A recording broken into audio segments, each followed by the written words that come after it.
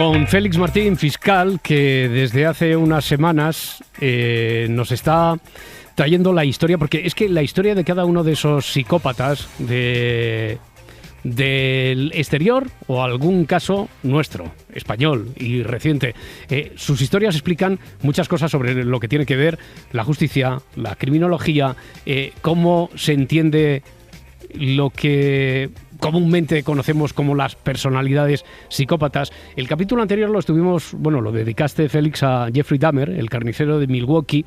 Antes de entrar en el episodio de hoy dedicado al mendigo asesino, o conocido también como el matamendigos, creo que quieres partir de dos conclusiones de lo que estuvimos aprendiendo contigo la semana pasada, Félix. Pues sí, si os parece, yo creo que llegamos a dos conclusiones la semana pasada. Una, que para saber si una persona es responsable de sus actos cuando comete un delito, no podemos caer en consecuencias a priorísticas o automáticas, sino lo que nos diría un psiquiatra en un juicio en España es que había que analizar la conducta.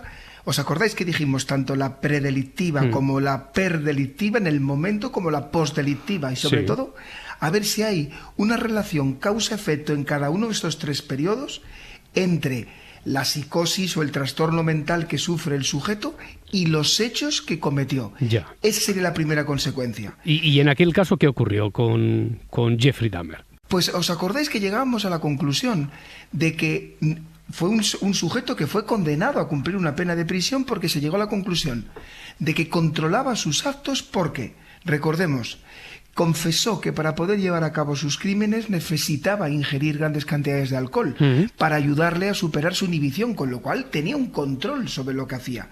Y además, acordaros que dijimos también que incluso antes de cometer agresiones sexuales sobre las víctimas, se protegía usando preservativos de las enfermedades de transmisión sexual. Por tanto, los psiquiatras llegan a la conclusión que él sabía que matar estaba mal, que él sabía cómo tenía que hacerlo, que además intentaba hacerlo borrando las pruebas y por lo tanto tenía perfecto control sobre sus actos y lo único que quería era hacer el mayor daño posible sometiendo a las víctimas. Por eso se llegó a la conclusión, en ese caso concreto, de que el acusado sabía perfectamente lo que hacía. Bueno, pues vamos a compararlo entonces con ese punto de partida, vamos a comparar ese asunto con el del asesino español de mendigos, conocido, fue también identificado así en términos periodísticos como el matamendigos, para ver si hay semejanzas y diferencias y ver también qué es lo que decidieron aquí los tribunales y por qué. Primero, una aproximación. Esto está extraído del programa Cuerda de Presos con Jesús Quintero. Es una serie de programas en los que el loco de la colina, Jesús Quintero, entrevistaba a presos en nuestro país. Se emitió en Antena 3 en febrero de 1996 y este es él mismo, el protagonista al que hoy le vamos a dedicar el espacio. Decía que no es tan fácil matar. ¿Matar? No es fácil. No es fácil. No, pues porque había algunas víctimas que no se morían así al momento. Con esa frialdad, se lo contó a Jesús Quintero, con esa frialdad que heló al propio periodista, que estuvo pasando muchísimas horas con presos, con psicópatas, con delincuentes peligrosos, pero siempre explicó Jesús Quintero que con quien pasó miedo de verdad fue cuando estaba frente a frente al matamendigos. Pero lo que se dice miedo de verdad lo sentí frente a la fría e impenetrable mirada de García Escalero, el mendigo asesino. García Escalero, el Francisco García Escalero, el mendigo asesino, sobre el que en ese mismo programa el psiquiatra forense, muy mediático, José Cabrera, también dejaba deslizar un pequeño perfil sobre su personalidad. Cantidad de delirios, alucinaciones, su vida regada con alcohol permanentemente, y en ese mundo de enfermedad no distinguía una persona de una cosa. Entonces mataba con una crueldad que ni siquiera en los animales existe. Es pavoroso el caso de este hombre. Bueno, Félix, si te parece, vamos a explicar todo el contexto de los hechos, en qué momento ocurre, en qué época, y así podemos entender mejor las decisiones después de los tribunales, saber qué es lo que hizo y cuándo lo hizo, el conocido como el matamendigos. Perfecto, pues los hechos se producen entre 1987 y 1993, por tanto es un contexto de 7 años. Si te parece, vamos a poner un poco en contexto la persona de Francisco. Francisco nace en 1954 y la niñez, la niñez de las personas muchas veces es importante. Nos va a dar unas pinceladas que creo que son importantes, Roberto, para que nos situemos en la persona. Francisco de niño vivió junto con su hermano mayor en las chabolas de un barrio madrileño a 200 metros escasos del cementerio de la Almudena. De niño era una persona extravagante, un niño sin amigos, retraído, de carácter sombrío y callado, apenas sin escolarizar, con un padre violento, con una educación casi nulo y un comportamiento que lo hacía pasearse por las tumbas por las noches, y con un padre que cuando le descubría haciendo esto le pegaba palizas con bastante facilidad. Todo ello hace que Francisco crece y se va forjando un carácter muy agrio y muy violento. Sufría además Francisco de niño y de adolescente impulsos suicidas, tratando de quitarse la vida en varias ocasiones tirándose sobre coches que pasaban cerca de él. Los intentos de suicidio eran seriamente castigados con palizas por parte de su padre. Por sus intentos suicidas incluso acabó a partir de los 16 años en diferentes pabellones psiquiátricos que compaginaba con la calle donde subsistía realizando pequeños robos. Además, en otro orden de cosas, ya desde adolescente empezó a masturbarse frente a mujeres o parejas a los que espiaba por la calle. En 1973, cuando cumple 19 años, sale o entra en un reformatorio por haber realizado el robo de una motocicleta. Estaría ingresado allí hasta los 21 años. Con 21 años comete su primer delito grave. Entre él con otras personas atacan a una pareja cerca del cementerio de la Almudena y agreden sexualmente a la mujer en presencia de su novio. Aquí es condenado Francisco a 12 años de prisión por estos hechos. En la cárcel decide tatuarse en todo su cuerpo frases como, por ejemplo, «Naciste para sufrir». El retrato que tenemos, por tanto, y que se ve acrecentado, Roberto, cuando sale de la cárcel, es de una persona que vive en una situación de marginación. Cuando sale de la cárcel su padre ha fallecido, sin ningún tipo de formación, sin trabajo, sin apoyo de familiares, de amigos y sin apoyo asistencial. No se le dio ningún tipo de ayuda psicológica, médica, de ningún tipo cuando sale de la cárcel por parte del sistema, quiero decir, nada. Si hubiera necesitado, yo creo que cualquiera puede concluir, un apoyo médico, psiquiátrico, farmacológico y asistencial, y nada de esto sucede. Ha cumplido ya varios años de cárcel, muchos le cayeron 12, es decir, que sale todavía joven, con 30 años, pero después de haber vivido todo esto que nos has dicho. Efectivamente, sale en 1984... Sin tener trabajo, sin tener familia, sin tener ingresos, y por tanto empieza a mendigar para subsistir por la zona de la Almudena, del cementerio, y además lo combina con la ingesta de pastillas y el consumo de abundante alcohol. Nos has explicado todo este periplo, porque además y sobre todo haciendo especial hincapié en la infancia, porque tú ya nos has explicado varias veces, Félix, que defiendes que la niñez, la adolescencia tienen en nuestra vida mucho peso para explicar después muchos futuros comportamientos, y lo tienen especialmente en los criminales. Efectivamente. Mira, una de las cosas de las que la filosofía, ¿no? Filosofamos cuando hemos ido al colegio o cuando hablamos entre nosotros, ¿no? Es lo del libre albedrío, ¿no? La libertad, o la baraja de cartas con la que uno empieza. Y los que, como yo, ¿no? Como probablemente tú, Roberto, Edgarita, o como muchos de los oyentes, ¿no? Que hemos tenido la inmensa suerte de partir una baraja de cartas pues con dificultades, nos hemos enfrentado a problemas, seguramente que todos a problemas difíciles, pero desde luego nuestra baraja de cartas es distinta de la que tuvo el señor Francisco. Y yo ya he aprendido en mi trabajo lo suficiente para llegar a una conclusión, de que si en ese punto de partida tú partes de una combinación de los siguientes ingredientes: marginación, pobreza, trastornos mentales, violencia, alcohol y pastillas, es casi imposible que eso no acabe en una espiral de violencia. Y es que aquí se daban todos, desde luego, según nos has contado. Oye, ¿cómo materializa los crímenes de los que se sabe, ¿no? Se conoce. ¿Cuántos eran? ¿11? 11 al menos, ¿no? 11. Es interesante que él confesó más de 11, pero luego vamos a eso. Y ahora vamos a intentar analizar de esos 11 rápidamente, para que veamos si tenían o no rasgos comunes para explicar por qué la investigación se demoró tantos años, ¿vale? Empezamos. El primero se produce en agosto de 1987. Toma Francisco alcohol con otro mendigo, le golpea con una piedra, le deja herido, le acuchilló hasta la muerte y después de muerto le roció la gasolina, el cuerpo con el colchón donde descansaba el mendigo que falleció.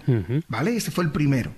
El segundo crimen es en agosto, también casi en el mismo tiempo, en agosto de ese mismo año, y elige a una joven toxicómana a la que se dedicaba a la prostitución. También aquí la mata con una piedra y al final también la quema y decapita la cabeza, que la deposita en un pozo. El tercero es en marzo de 1988. Pasan, por tanto, 9 meses. Aquí también se produce el mismo escenario. Es un mendigo, le aplasta con una piedra, le mata a cuchilladas y después no le decapita y le deja el cadáver abandonado donde le había matado. De momento sí que estamos viendo que hay algunos elementos comunes, ¿no? Efectivamente. En todos estos casos. Vemos que es golpear con una piedra y acuchillar. Lo que pasa en ocasiones decapita o no decapita o prende fuego. El cuarto, Roberto, se produce en marzo del 89. Otro mendigo, otro golpe en la cabeza, cuchilladas, pero aquí la crueldad del ataque hace que le saque las vísceras al cadáver, le intenta decapitar sin éxito y le arranca con una navaja las yemas de los dedos a la víctima. El quinto, en mayo de 1989, la crueldad llega casi a lo máximo. Va aumentando, ¿no? Parece progresiva. Sí. Aquí le corta la cariótida directamente con un cuchillo, que le ocasiona la muerte a la víctima. No obstante, hallándose aún viva, le seccionó el pene y se lo puso en la boca a la víctima, y después procedió a prender fuego con gasolina al cuerpo de la víctima. El siguiente se producen, fijaros que pasan 1 o 2 años, no se sabe si es en el invierno de 1990 o 1991, porque se tardó en encontrar el cuerpo. Eso era otro mendigo, eso sí. Otro mendigo. Piedra en la cabeza, un cuchillo le provoca la muerte, aquí le decapitó, le extrajo diversas vísceras y órganos y arrojó el cuerpo a un pozo, tardándose pues un periodo largo de tiempo en aparecer. El séptimo es otro mendigo ya en 1992, muy similar al anterior, pero además le cortó un dedo para sustraerle un anillo que llevaba el mendigo. El siguiente es el mismo modus operandi que el anterior, pero aquí, en vez de tirarlo a un cuerpo, le prendió fuego al cadáver. Es muy importante el noveno. El noveno se produce en junio de 1993. Fijémonos que empezamos en 1987. Y aquí agrede sexualmente a una mujer, a la que después la golpea varias veces en la cabeza con una piedra y, creyéndola muerta, abandona el lugar. Pero la mujer afortunadamente sobrevivió. Y ese testigo, Roberto, después fue clave. Sí. ¿Te acuerdas que esto también pasó en el Carnicero? Sí, exactamente. La 10ª víctima es en julio del 93, también un mendigo, piedra en la cabeza y quemar el cuerpo, y en septiembre del 93 el último mendigo, de la misma manera, golpe en la cabeza y quemó el cuerpo. Nos decías que ibas a mostrarnos la correlación de estos 11 que se conozcan y que después él confesó incluso alguno más, para ver si el modus operandi, las víctimas, la forma de actuar, si tenía desde luego elementos comunes, que los tiene, aunque evidentemente la violencia va increciendo. Pero ¿cómo fue la investigación? ¿Enseguida se busca a alguien que mata a mendigos o eso fue a posteriori? Claro, fue a posteriori. Fijaros que es muy difícil. A ver, efectivamente aquí tenemos que las víctimas son mendigos o prostitutas en zonas de alta marginación, pero es un plazo de tiempo muy grande, 7 años, muy grande. La forma de muerte no es exactamente igual. Y aquí viene el problema de lo que voy a decir a continuación. Las víctimas no tienen un entorno. Este es el problema. No tienen a nadie, no tienen amigos, es muy difícil reconstruir con quién están, quiénes son su círculo, son invisibles para la sociedad. Es decir, cuando muere una persona de estas de enorme vulnerabilidad, es muy difícil para las autoridades investigar sus últimas 24 y 48 horas, porque prácticamente para todos es invisible. Nos acostumbramos y no vemos a las personas mendigas. El contexto era muy diferente, pero en realidad el factor era exactamente igual, en el caso de Jeffrey Dahmer, que nos contabas la semana pasada, ¿no? Efectivamente. Una de las lecturas que tenemos que hacer, Roberto, y fíjate que pasa lo mismo con los niños, que a más vulnerable la víctima, más fácil es la impunidad para el autor. Claro. Es cierto, Félix, que durante todo ese tiempo, ese periodo, los 7 años, en algún momento Francisco llegó incluso a estar internado en un psiquiátrico y llegó a confesar los crímenes y que nadie le creyó. Efectivamente. Cada cierto tiempo, dentro del conjunto de trastornos que tenía Francisco, se saltaba la tapia del camposanto para profanar tumbas, sacar algunos cuerpos y abusar sexualmente de ellos. Detrás de estas agresiones se escondía además una sexualidad atormentada y en algunas ocasiones la policía lo pilló infraganti y lo ingresaron en un hospital psiquiátrico. Una de ellas es en diciembre de 1990, cuando Francisco explica a los médicos que tenía necesidad de matar y confiesa que ha matado a varias personas. Pero nadie lo creyó. Fijaros un dato que puede parecer a los oyentes que no es frecuente, pero sí lo es.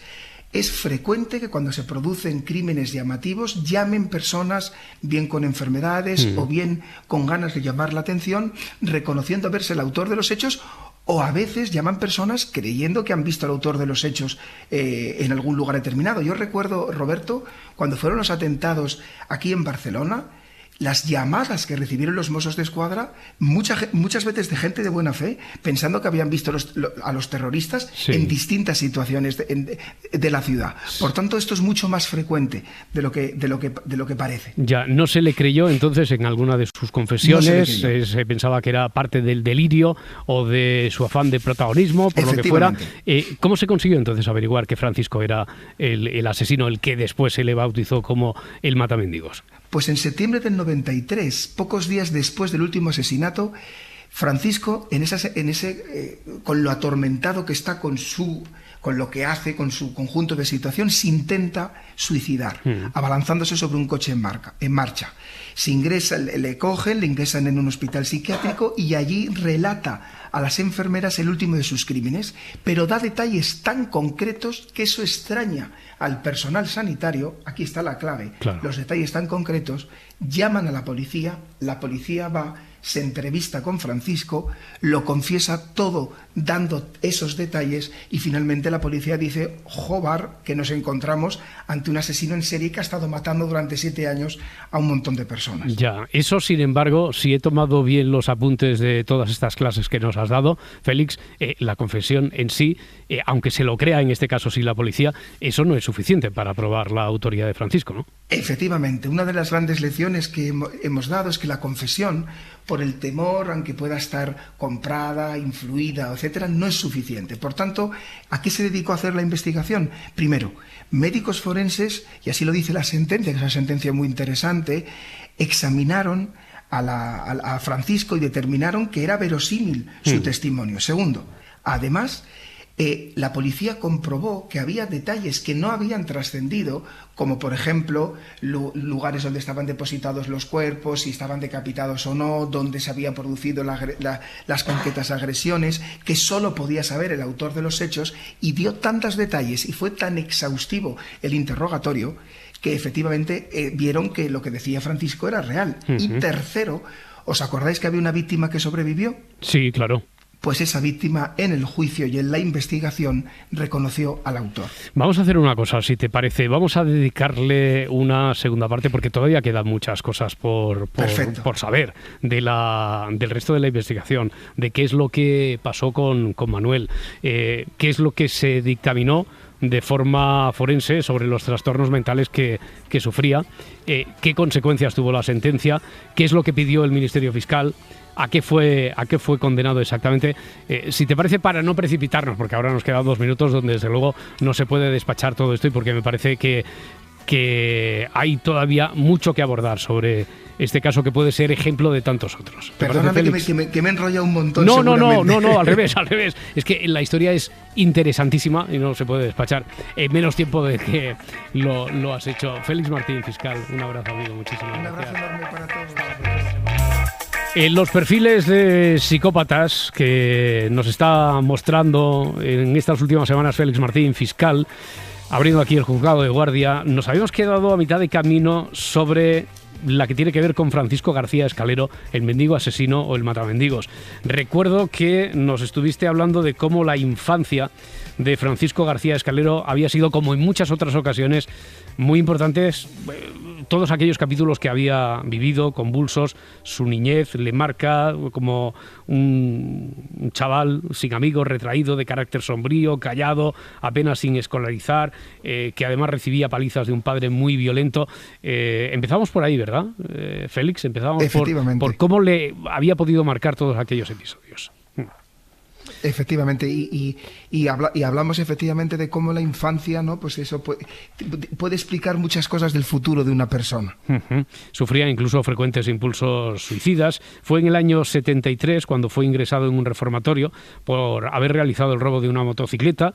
Allí estuvo ingresado hasta los 21 años y después cuando sale comete su primer delito, el que podríamos decir el primer delito grave, importante, porque participa él, entre varios amigos, atracan a una pareja que está cerca del cementerio de la Almudena, violan a la mujer en presencia de su novio y por eso será condenado a 12 años de prisión.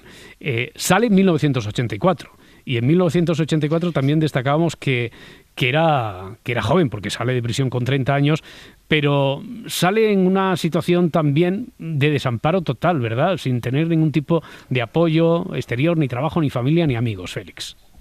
Efectivamente, lo que le lleva pues a practicar a la mendicidad para subsistir, y además esto se va a ligar cuando empieza a tomar Francisco pues gran cantidad de alcohol y gran cantidad de pastillas, con esa mezcla explosiva entre el alcohol y las pastillas. Nos estuviste haciendo también aquí una correlación de cómo materializa los crímenes en un total de 11, al menos 11, porque también estuviste hablando de lo difícil que era.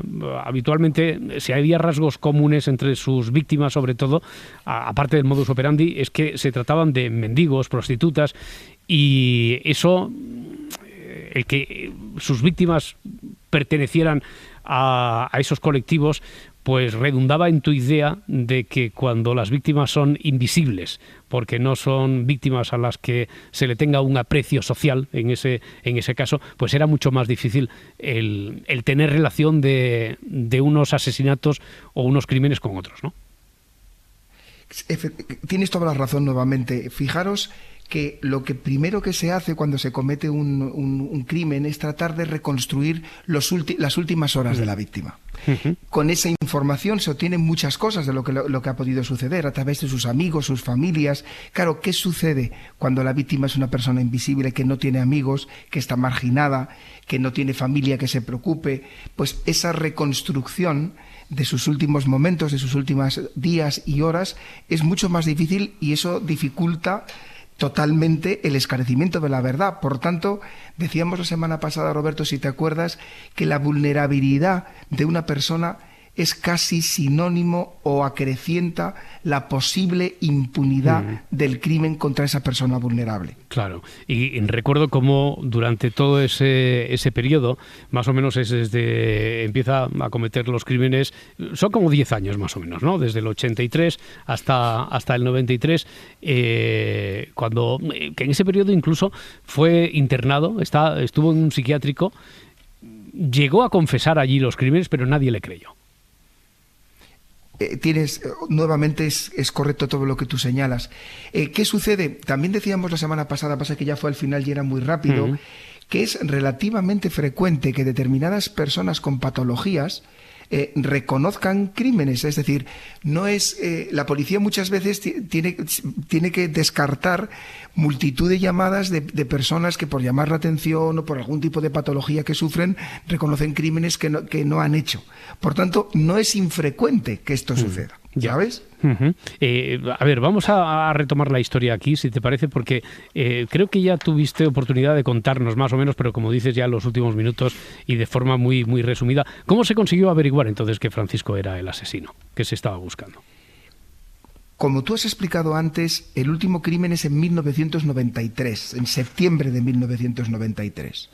Pocos días después, en este contexto de que Francisco cada vez que cometía un crimen, pues tenía una sensación de culpabilidad, de enfrentarse a lo que había hecho, intenta suicidarse nuevamente abalanzándose sobre un coche en marcha sin conseguirlo, pero es hospitalizado por las lesiones que tiene por haberse lanzado a un coche en marcha. Y relata a las enfermeras el último de sus crímenes. Al ser tan reciente y al dar detalles tan concretos, fíjate que son estos dos datos, que es tan reciente al último crimen, con lo cual la enfermera que lo escucha le suena porque ha salido hace poco tiempo en los medios de comunicación, y al dar detalles tan concretos avisa a la policía o avisa a los responsables del centro sanitario. Los responsables del centro sanitario informan a la policía.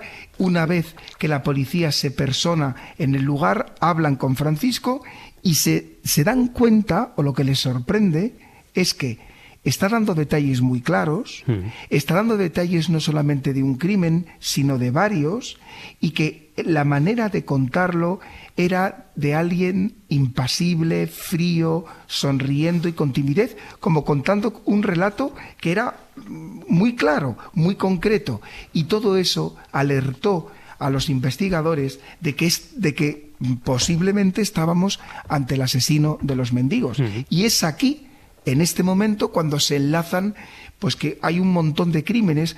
De hecho, es importante que él confesó 14 crímenes, y ahora veremos qué es lo que pasa, que muchos de esos crímenes, dice la policía, han podido ser cometidos por Francisco. Ya, porque también tuvimos tiempo, al menos, de dejar el titular de que la confesión como tal no es suficiente, no lo es nunca, no fue suficiente para probar la autoría de Francisco, porque, de hecho, confesó más crímenes que el Ministerio Fiscal consideró que no estaba claro que los hubiera cometido él, ¿no? Eso es. La confesión, imaginemos que incluso en nuestra ley de enjuiciamiento criminal, que es del siglo XIX, es decir, que es predemocrática, pero ya parte, y es una cosa obviamente que la democracia ha asumido, que la confesión del procesado nunca es suficiente para desvirtuar la presunción de inocencia y no hace, o sea, sigue exigiendo a los investigadores que adquieran el convencimiento de que esa confesión es verdadera. Y decíamos, esto es así porque en el pasado era muy frecuente que alguien poderoso que era incriminado en un delito comprara la voluntad de alguna persona pobre para que reconociera por él el delito. Y eso es lo que se quiere evitar. Por tanto, ¿qué es lo que se hace en este caso concreto del asesino de los mendigos para comprobar que esa confesión era real y que por tanto podía tener virtualidad en un juicio? Pues se hacen 3 cosas importantes. Primero, los médicos forenses examinan a Francisco y llegan a estudiarle y llegan a la conclusión de que el testimonio que está dando es globalmente sincero, que aunque tenga un trastorno mental, ya le hablaremos sobre eso no afectaba a que lo que contaba no solamente era algo que él vivía como real, sino que tenía elementos de realidad.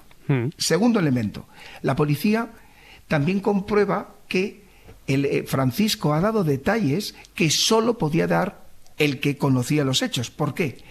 Porque si recordamos la semana pasada dónde habían aparecido algunas víctimas, algunas habían sido desmembradas, en otras había cortado la cabeza y había arrojado la cabeza en un sitio y el resto del cuerpo en otro, pues todos estos datos con precisión les dio el señor Francisco a la policía.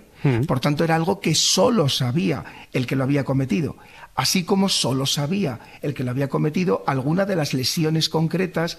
Recordemos que en algunos casos quitaba las vísceras a alguna de las víctimas o amputaba alguna parte a las víctimas. Estos datos también en concreto les dio el señor Francisco. Claro, y también contribuyó la última o la única víctima que logró zafarse, que sobrevivió, e imagino que el testimonio de esta persona fue fundamental también para reconocerlo como autor, ¿no? Si te acuerdas, Roberto, cuando vimos El carnicero de Milwaukee fue un poco muy parecido. Aquí sí que hay un gran paralelismo. En el carnicero de Milwaukee también nos encontramos que dio detalle, o sea, es verdad que en el carnicero de Milwaukee en su casa se encontraron también pruebas, pero al mismo tiempo en el carnicero también una víctima le reconoció y también el asesino había dado datos que solo podía dar la persona que había cometido los hechos. Claro, en el caso de Francisco, ¿qué trastornos mentales sufría? ¿Qué consecuencias tuvieron en la sentencia? Pues aquí nos encontramos ante un diagnóstico múltiple. Fíjate que pude estudiar en el procedimiento que el médico forense que declaró en juicio llegó a decir que Francisco era el paradigma de la locura, del gran grado de trastornos que tenía. Además tenía alcoholismo crónico, trastorno de inclinación sexual, necrofilia, ideación de suicidio, y a lo que hay que añadir, además, sus problemas derivados de la marginación social al haberse convertido en un sin techo, en un mendigo. ¿En qué se traduce la esquizofrenia que sufría Francisco y que además la sufría en su grado máximo? Pues que tenía alucinaciones que le llevaban a elaboraciones delirantes y en concreto a alucinaciones auditivas, Roberto. Francisco creía oír voces imperativas que le decían lo que tenía que hacer y le obligaban a matar. Es decir, esas alucinaciones auditivas le generaban impulsos violentos desenfrenados que le llevaban a ejecutar de una manera irreflexiva unas órdenes que él consideraba que era obligado que las cumpliera para que dejara de escuchar esas voces. Cosa que ya había contado, ¿verdad?, cuando había estado ingresado también en aquellos centros psiquiátricos. Oye, ¿qué pidió el Ministerio Fiscal y a qué fue condenado? Pues mira, el Ministerio Fiscal... y aquí me parece muy guay cuando explicamos que el Ministerio Fiscal no pide cuanta más condena mejor, sino que trata de buscar una condena justa. Hace dos cosas. En primer lugar, considera que de los 14 crímenes que reconoce Francisco, hay 3 que no lo considera acreditado, que no tiene claro que haya sido Francisco el que lo ha cometido o que está queriendo confesar de más y, por tanto, acusa de 11 delitos de asesinato. Uno de ellos, el de la pobre mujer que no murió por fortuna, es en tentativa y considera además que sus facultades intelectivas y volitivas estaban totalmente anuladas por el conjunto de trastornos que sufría y, por tanto, solicita, fijaros, la absolución, y ahora explicaremos por qué, la absolución del condenado por aplicar una eximente completa de enajenación mental y que, como medida de seguridad, se acordara el internamiento psiquiátrico para tratar de sus padecimientos. Todo esto fue acordado por la Audiencia Provincial de Madrid, que acogió la tesis del Ministerio Fiscal, apreció, por tanto, la enajenación mental, absolvió al acusado y le ordenó que ingresara en un psiquiátrico penitenciario en Alicante. Ya. Fíjate que, al menos yo, desde mi ignorancia más absoluta, parece que se ve ahí una contradicción, ¿no? Porque, por una parte, es absuelto, pero siendo absuelto, se le ordena que ingrese en un psiquiátrico. Esta es, yo creo, que la gran enseñanza del caso de hoy. Y fíjate que yo creo que esa gran enseñanza nos habla del gran grado avanzado de una democracia que se dice avanzada. ¿Por qué absolvemos a una persona que ha cometido estos crímenes? Porque lo que estamos diciendo es que si llegamos a la conclusión de que la persona no tenía facultad para entender, no se le puede exigir como tal una responsabilidad penal que parte del hecho de que el sujeto tiene que saber lo que ha hecho. Pero por otro lado, también estamos diciendo que esta persona no está en condiciones ni en situación ni de cuidarse a sí mismo y, por supuesto, tiene una gran capacidad de provocar daño a terceros. Esto es lo que se llama peligrosidad criminal.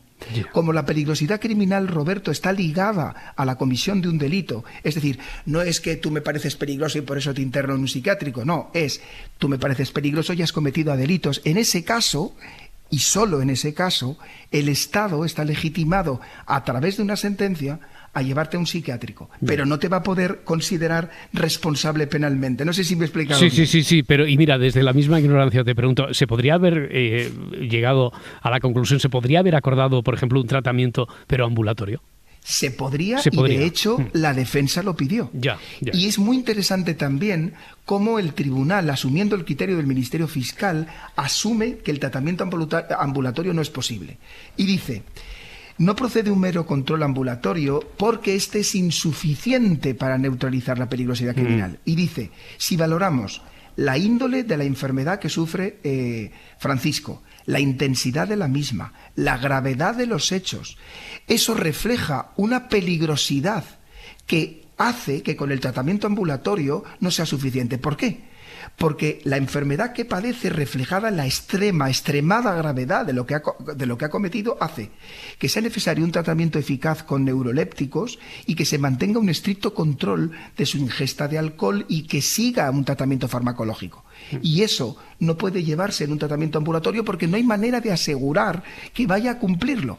Y además, no hay manera de asegurar que no pueda hacer daño a terceras personas una persona que ya ha cometido al menos 11 asesinatos. Ya. Oye, ¿qué pasó con Francisco? Pues fíjate, otro gran paralelismo con lo que pasó al carnicero de Milwaukee.